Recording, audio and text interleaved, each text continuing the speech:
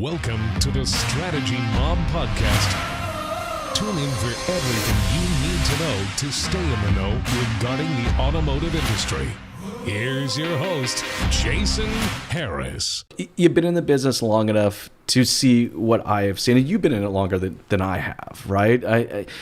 You've seen how the industry's evolved. You've seen how the customer's involved. You see the demand that is put on our staff and our salespeople. Like our salespeople, I mean, I think of like they're like communication experts.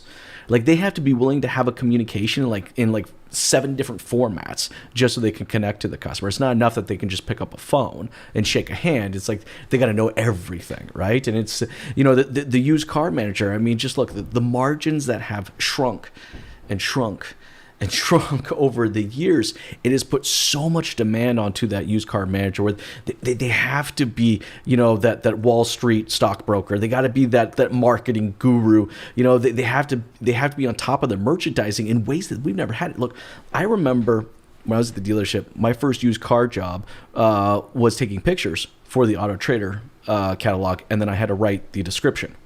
Okay, so I had to write like a whole bunch of 3-letter acronyms, and everybody was supposed to know what those 3-letter acronyms meant. ABS, alloy, like you just small little words to fit as much spots as you can.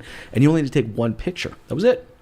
One picture, a little bit of description, that's all you had to do. Now, the customer's expectation is that you take 30 pictures, you record a video about the thing, and you write a two paragraph long beautiful description of how amazing this car is. Like, it's just changed so much. So let's start there. I want to kind of get your thoughts on, just like how demanding is that position right now for one individual to handle?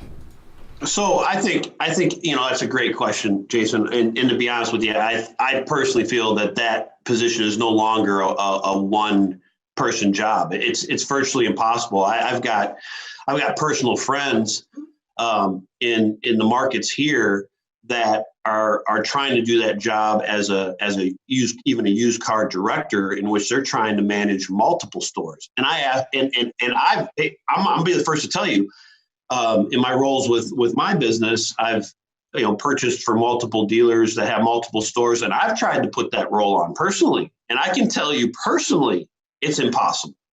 When you talk about, everything's so time sensitive in the car business right now, from the second you purchase the car to how long it takes to get at your dealership, how long it takes for that car to be reconditioned, how long does it take for that car to hit the front line, and so forth. And so it's so time sensitive because, a lot of these dealerships, we're on a 60-day turn. Your first 30 days in some cases can be eaten up. You got 30 days to sell this car, which makes it virtually even more impossible in some cases.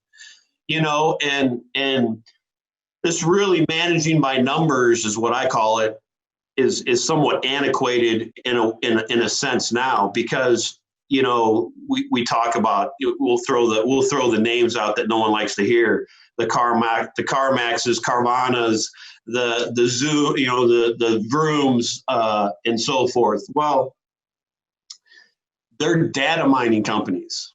And what's important for dealers to understand why that data is so important. You go into an average dealership, you go to that used car manager and you ask them, what's your hottest selling used car?